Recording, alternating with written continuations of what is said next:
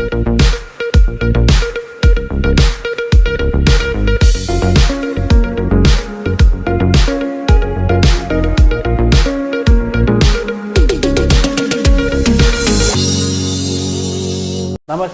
KVC news స్వాగతం. ప్రతిక్షణం సామాన్యుడి పక్షం. నేను మీ చలపతి. నేటి వార్త.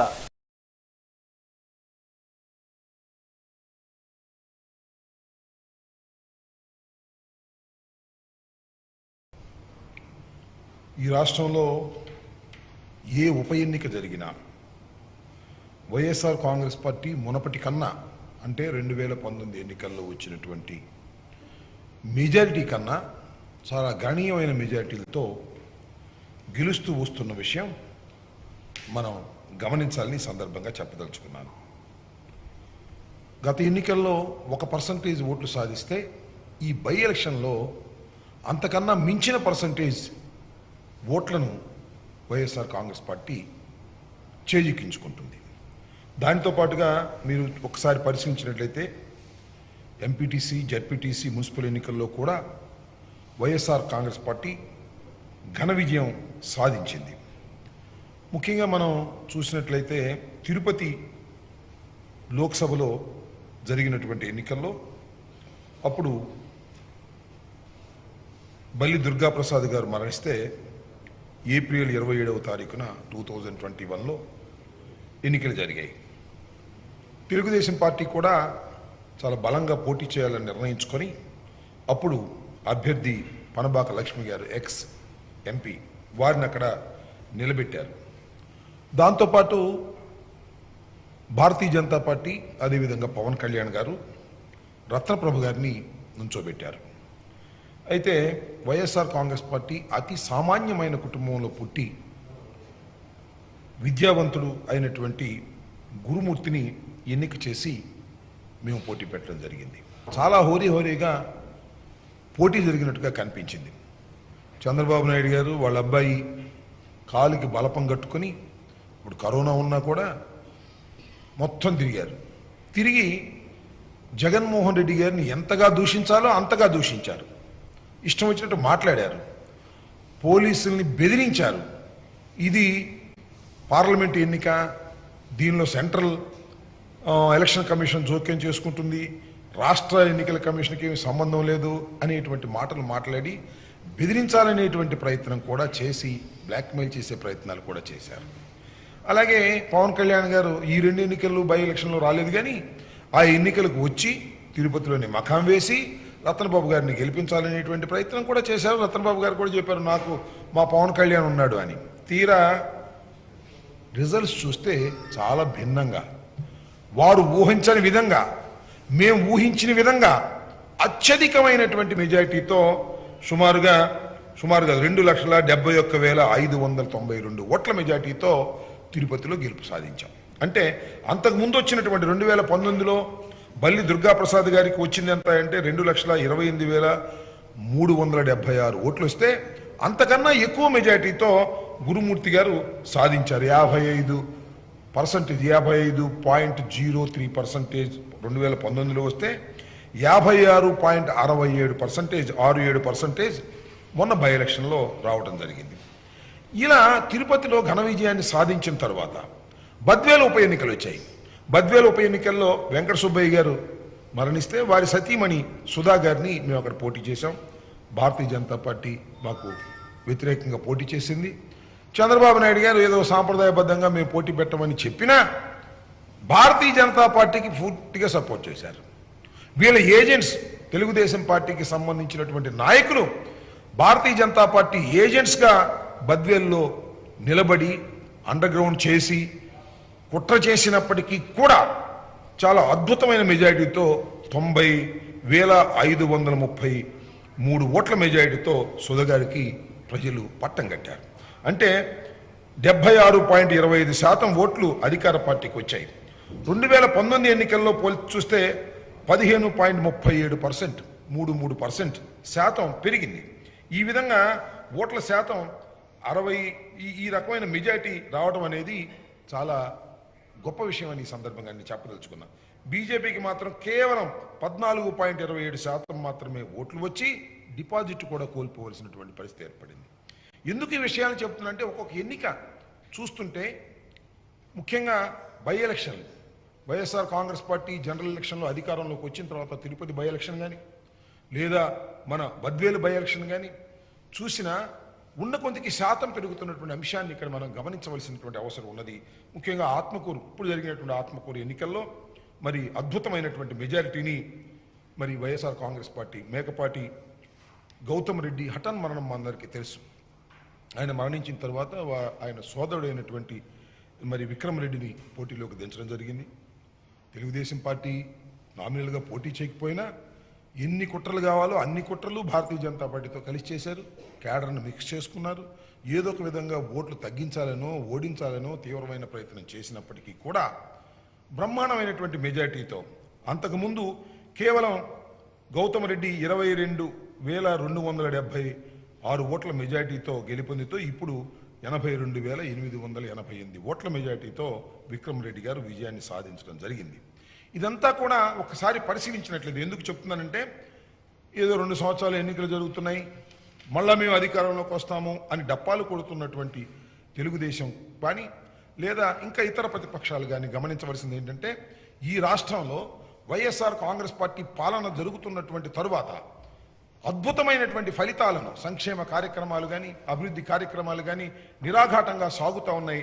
దాన్ని చూసినటువంటి ప్రజలు వైఎస్ఆర్ కాంగ్రెస్ పార్టీకి ఘన విజయం చేకూర్చే విధంగా ముందుకు వెళుతున్నారు. ప్రతి ఎన్నికకు కూడా ఓట్ల శాతాన్ని పెంచుకుంటూ ముందుకు వెళుతున్నటువంటి పార్టీ వైఎస్ఆర్ కాంగ్రెస్ పార్టీ అని ఈ సందర్భంగా నేను చెప్పదలుచుకున్నాను. ఇదంతా గమనించిన తర్వాత తెలుగుదేశం పార్టీ దానికి అనుబంధంగా ఉన్నటువంటి మీడియా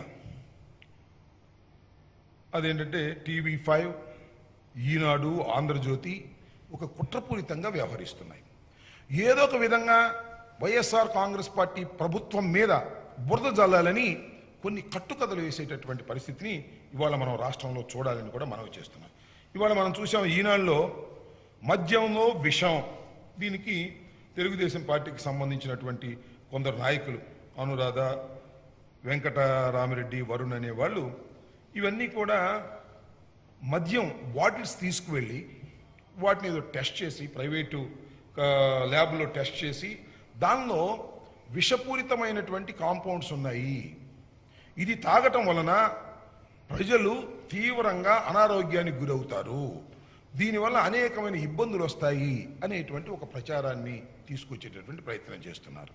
ఇది తెలుగుదేశం వాళ్ళేమో ఈ బాటిల్స్ తీసుకువెళ్ళటం, వాటినేమో ల్యాబుల్లో ప్రైవేట్ ల్యాబ్లో టెస్ట్ చేయటం, ఆ టెస్ట్ చేసినటువంటి వాటిని ఈనాడులో ప్రముఖంగా ఫ్రంట్ పేజీలో వేయటం, ఇదంతా ఒక దుష్ప్రచారం. తెలుగుదేశం పార్టీ వైఎస్ఆర్ కాంగ్రెస్ పార్టీ మీద చేస్తున్నటువంటి దుష్ప్రచారమే తప్ప దీనిలో వాస్తవాలు లేవు. ఎందుకని నేను చెప్తానంటే ఈ పరీక్ష చేయించిన వారు ఎవరు? వీళ్ళేమన్నా సంఘ సంస్కర్తల, లేకపోతే మద్యపాన నిషేధం కోసం పోరాడినటువంటి యోధుల? ఎవరు వీళ్ళు? వీళ్ళందరూ చంద్రబాబు నాయుడు గారి చెంచాలు. వైఎస్ఆర్ కాంగ్రెస్ పార్టీ మీద రోజు బురదల్లే ప్రయత్నం చేసేటటువంటి వ్యక్తులు వీళ్ళందరూ చంద్రబాబు నాయుడు గారు ఒక ప్లాన్ చెప్తే ఆ ప్లాన్ ప్రకారంగా తీసుకెళ్లడం, దీనిలో విషం ఉందని చెప్పేసి వీళ్ళు కలిపారు, లేకపోతే నాలో విషం ఉందో ఏదో ఒక ప్రైవేట్ ల్యాబ్లో చేయటం, దాన్నేమో ఈనాడు ఫ్రంట్ పేజీలో వేసి ప్రభుత్వాన్ని బదనాం చేయటం, ఇది వారి దురుద్దేశపూరితమైనటువంటి ప్రయత్నమని ఈ సందర్భంగా ప్రజలు గమనించాలని కూడా మనవి చేస్తున్నాం. ఈ సందర్భంగా ఒకసారి మనం చూసినట్లయితే జగన్మోహన్ రెడ్డి గారు శాసనసభలో కూడా పోయినసారి చాలా వివరంగా చెప్పారు. అప్పుడు కూడా SGS ల్యాబ్లో మేము పరీక్షలు చేశాము, దీనిలో చాలా విషపూరితమైనటువంటి పదార్థాలు ఉన్నాయని చెప్తే ఆ SGS ల్యాబ్కి అఫీషియల్గా గవర్నమెంట్ లెటర్ రాస్తే వారు చెప్పారు దీనిలో ఏమి విషపూరితమైన పదార్థాలు ఉన్నాయనేటువంటి ఉద్దేశంతో వాళ్ళు టెస్ట్ చేయమని లేదు, మేము అలా టెస్ట్ చేయలేదు, అలాంటిది ఏమీ లేదని రాతపూర్వకంగా వారు ఇచ్చినటువంటి విషయాన్ని శాసనసభలో జగన్మోహన్ రెడ్డి గారు బహిరంగంగా చెప్పినటువంటి సందర్భాన్ని కూడా ఈ సందర్భంగా గుర్తు చేస్తున్నా. వారు శాసనసభలో ఏ విషయాలైతే చెప్పారో ఆ విషయాన్ని కూడా ఇక్కడ ఒకసారి గుర్తు చేయదలుచుకున్నాను. శాసనసభలో జగన్మోహన్ రెడ్డి గారు చెప్పింది అంటే ఇవాళ మనం చూస్తున్నాం ఈ రాష్ట్రంలో 20 డిస్టిలరీలు ఉన్నాయి. ఈ 20 డిస్టిలరీస్ కూడా ఒక్కటి కూడా జగన్మోహన్ రెడ్డి గారు ముఖ్యమంత్రి అయిన తర్వాత 2019 మేలో జగన్మోహన్ రెడ్డి గారు ముఖ్యమంత్రి అయ్యారు. ప్రజలు ఆయన ఆశీర్వదించి ముఖ్యమంత్రిగా చేశారు. ప్రభుత్వం అధికారంలోకి వచ్చింది. ఆ రోజు నుంచి ఈ రోజు వరకు కూడా ఒక్క డిస్టిలరీ కూడా పర్మిషన్ ఇవ్వలేదు ఈ ప్రభుత్వం. అన్నీ కూడా పూర్వ ప్రభుత్వాలు ఇచ్చాయి. 1982లో కేవలం 5 మాత్రమే డిస్టిలరీస్ ఉంటే చంద్రబాబు నాయుడు గారి కాలంలో 14 డిస్టిలరీస్కి ఆయన పర్మిషన్ ఇచ్చారు. దానిలో చెప్పాలంటే ఈ 5 సంవత్సరాల్లో, గత 5 సంవత్సరాలు అంటే చంద్రబాబు నాయుడు గారు పరిపాలన చేసినటువంటి 5 సంవత్సరాల్లో 14 నుంచి 19 వరకు 7 డిస్టిలరీస్కు పర్మిషన్ ఇచ్చినటువంటి ఘనుడు చంద్రబాబు నాయుడు గారు. ఆయన ఇవాళ ఆయన ప్రభుత్వం, ఆయన తాబేదారులు, ఆయన చెంచాలు ఇవాళ జగన్మోహన్ రెడ్డి గారిని మందు మీద విమర్శ చేసే పరిస్థితికి వచ్చారంటే అర్థం కాదు. మీకు ప్రజల మీద ఉన్న ప్రేమ ఏంటి? మీరు ఎందుకు అన్ని డిస్టిలరీస్కి పర్మిషన్ ఇచ్చారు? మేము ఒక్క డిస్టిలరీస్ కూడా పర్మిషన్ ఇవ్వకోకుండా చేసినటువంటి పరిస్థితి ఇక్కడ కనిపిస్తా ఉంటే మీరు బ్రాండ్స్ చెబుతున్నారు. శాసనసభలో కూడా జగన్మోహన్ రెడ్డి గారు చెప్పారు. బూమ్ బూమ్ బ్రాండ్ ఎవరిది? జగన్మోహన్ రెడ్డి గారి మీద పెట్టారు. ప్రెసిడెంట్ మెడల్ ఎవరిది? ఇవన్నీ కూడా చంద్రబాబు నాయుడు గారు దిగిపోయే సమయంలో వీటన్నిటికీ పర్మిషన్ ఇచ్చి ఇవన్నీ కూడా మళ్ళా జగన్మోహన్ రెడ్డి గారి మీద బురద జల్లేటటువంటి కార్యక్రమాలు ఇవాళ మీరు చేస్తున్నారు. నేను ఒకటి మనవి చేస్తున్నా, ఇవాళ ఏ డిస్టిలరీ నుంచి అయినా సరే మందు విడుదలైతే ఈ విస్కీలు కానీ లేకపోతే ఈ ఐఎంఎఫ్ లిక్కర్స్ కానీ రిలీజ్ అయితే దానికి ఒక పద్ధతి ఉంటుంది. ప్రతి చోట తయారు చేస్తారు, క్వాలిటీ కంట్రోల్ ఉంటుంది, అక్కడ అధికారులు ఉంటారు, ఎక్సైజ్ అధికారులు క్వాలిటీ కంట్రోల్ని వాళ్ళు టెస్టులు చేసి ఎస్ దిస్ ఈజ్ బెస్ట్ బాగానే ఉంది, మన నిర్ణీతమైనటువంటి ప్రమాణాలతోనే ఇది రిలీజ్ చేశారు అనేటువంటి విషయాన్ని సర్టిఫై చేసి మార్కెట్లోకి రిలీజ్ చేస్తారు. ఇది జగన్మోహన్ రెడ్డి గారు ప్రభుత్వం వచ్చిందో చేయలేదే. ఇంతకుముందు చంద్రబాబు నాయుడు గారు ప్రభుత్వం ఉన్నప్పుడు కూడా ఇదే పద్ధతే, అంతకుముందు కూడా ఇదే పద్ధతే. ఆ పద్ధతి ప్రకారం చేస్తుంటే మీ బ్రాండ్స్ మీరు ఇచ్చినటువంటి డిస్టిలరీ కంపెనీస్లో మీరు అప్పుడు ప్రమాణాలు ఏ విధంగా పాటిస్తున్నారో అదే పద్ధతుల్లో మేము చేస్తుంటే దీనిలో ఏదో విషం కలిపేశారు. విషం కలిపింది, విషం ఉన్నది మద్యంలో కాదు, మీ బుర్రల్లో విషం ఉందని మనం చేస్తున్నాం. మీరు విషపూరితమైనటువంటి ప్రచారం చేయడం కోసం మద్యాన్ని కూడా ఉపయోగించుకునేటువంటి కార్యక్రమం చేస్తున్నారు. ఇది ప్రజలు గమనించాలి. ఈ దుష్ట చతుష్టయం ఎవరైతే తెలుగుదేశం, ఈనాడు, ఆంధ్రజ్యోతి, TV5 ఉన్నాయో ఈ దుష్ట చతుష్టయం కావాలని ఈ విధమైనటువంటి ప్రచారం చేస్తున్నారు. నేను అడుగుతా ఉన్నా, మీరు మద్యాలు ఎక్కడి నుంచో తీసుకెళ్లారు బాటిల్స్ అని చెప్తున్నారు, ఎంతవరకు నిజమండి అది?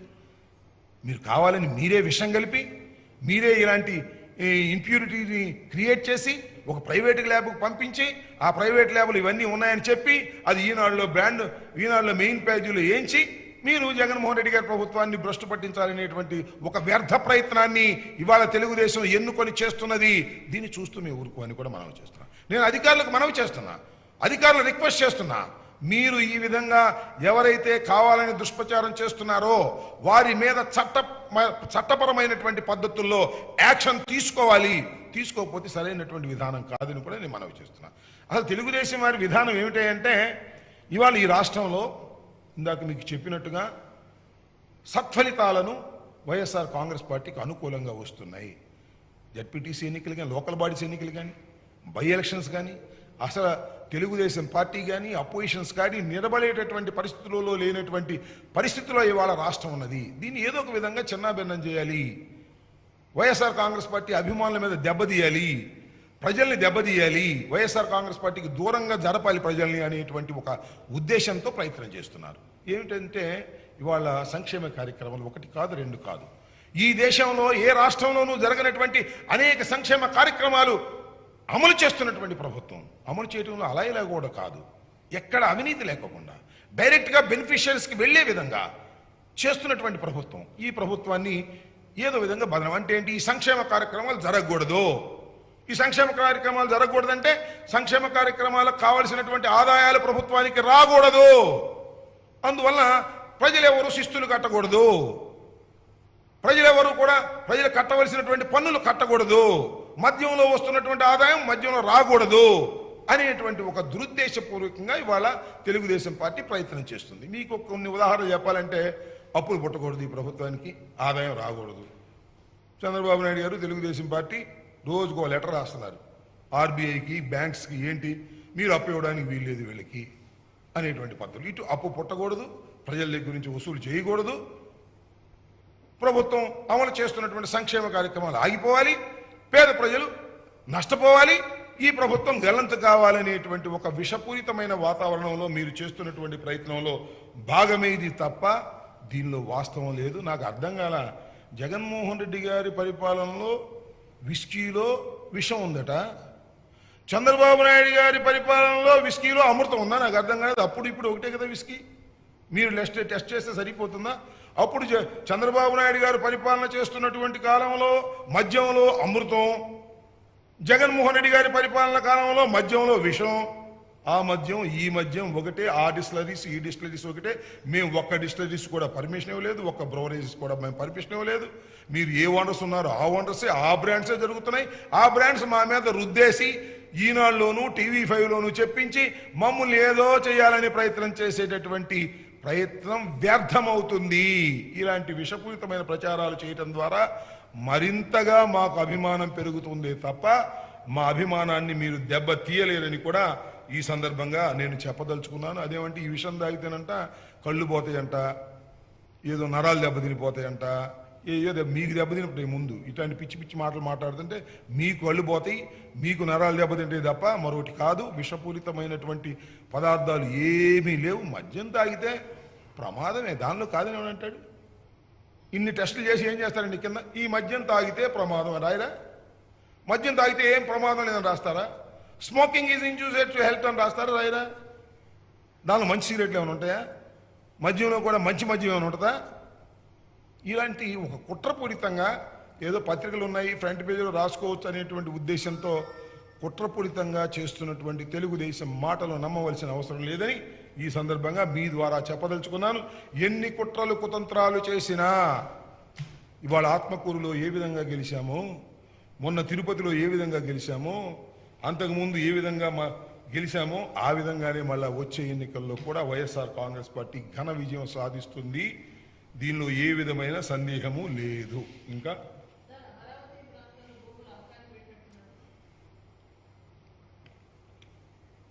ఏదో నేను పేపర్లో చూశాను, నాకు వివరాలు పూర్తిగా తెలియదు. ఇంకా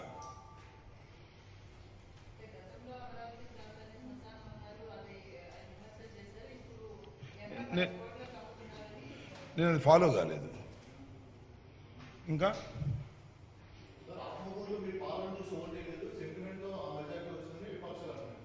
విపక్షాలు ఎవరబ్బా? చంద్రబాబా అందరంటే ఎవరెవరు? పవన్ కళ్యాణ్ అందరునా? మా పాలన చూసే ఓటు వేశారు. గెలవచ్చు, ఇదేముంది. 22,000 మాకు పోయినసారి మెజారిటీ వస్తే ఇవాళ 82,000 వచ్చింది. మేము చెప్తున్నాం ఇది మా సంక్షేమ కార్యక్రమాల ప్రభావం. ప్రజలు సంతోషంగా ఉన్నారు. వైఎస్ఆర్సీపీకి ఓటు వేయాలనుకుంటున్నారు, వైఎస్ఆర్సీపీని మళ్ళా గెలిపించాలనుకుంటున్నారు. This the indication.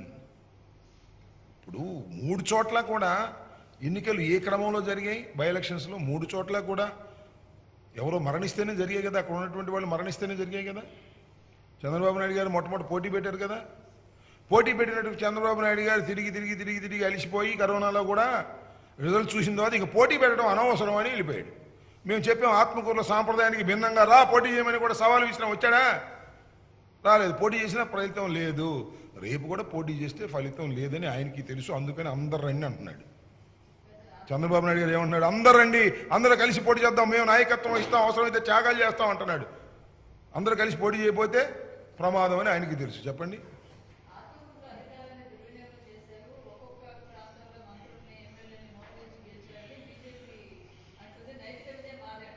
నైతిక విజయం ఎప్పుడు ఆడదలే, అది వేరే విషయం. ఎందుకు మా సొల్లు మాటలు తప్ప నాకు అర్థం కాలేదు. లేకపోతే భారతీయ జనతా పార్టీ గెలిచేదా? భారతీయ జనతా పార్టీకి ఎన్ని ఓట్లు వచ్చాయి? నిజంగా భారతీయ జనతా పార్టీకి తెలుగుదేశం సపోర్ట్ చేయకపోతే ఆ మాత్రం కూడా ఓట్లు వచ్చాయి కాదు. Bharatiya Janata Party what is the size in Andhra Pradesh? Bharatiya Janata Party size ఎంత నాకు తెలియగలుగుతా. భారతీయ జనతా పార్టీ భారతీయ జనతా పార్టీ మీరు పోటీ చేశారు కదా, పవన్ కళ్యాణ్ మీకు ఎందుకు రాలేదు చెప్పమన్న దానికి సమాధానం చెప్పలేరు. తిరుపతిలో వచ్చిన పవన్ కళ్యాణ్ బద్వేల్లో ఎందుకు రాలేదు? తిరుపతిలో వచ్చిన పవన్ కళ్యాణ్ ఆత్మకూరులో ఎందుకు రాలేదు? అసలు మీ ఇద్దరి మధ్యన చెడిందా ఉందా? కాపురం చేస్తున్నారా చేయటం లేదా? అసలు ఏందో రాసి చెప్పండి, నాకు అర్థం కాలేదు. పవన్ కళ్యాణ్ చెప్పడు, భారతీయ జనతా పార్టీ చెప్పడు. అదేమంటే మేమిద్దరం పొత్తులో ఉన్నామంటారు. ఆయన పోటీ చేస్తేనేమో అక్కడికి వెళ్ళడు. ఏంది ఇది? ఇదేనా పొత్తు? మోసం, దగా. భారతీయ జనతా పార్టీని పవన్ కళ్యాణ్ చేస్తున్నాడా, పవన్ కళ్యాణ్ భారతీయ జనతా పార్టీ చేస్తున్నారా మాకు తెలియదు. కానీ ఇద్దరి మధ్యన మోసపు పొత్తు తప్ప ఒరిజినల్ పొత్తు లేదని ప్రజలు అనుకుంటున్నారు లేదా? లేకపోతే బద్వేలు వచ్చేవాడు, లేకపోతే ఆత్మకూరు వచ్చేవాడు. ఆత్మకూరు రాకోకుండా బద్వేలు రాకోకుండా ఏంటి పొత్తు నాకు అర్థం కాలా. ఓకే.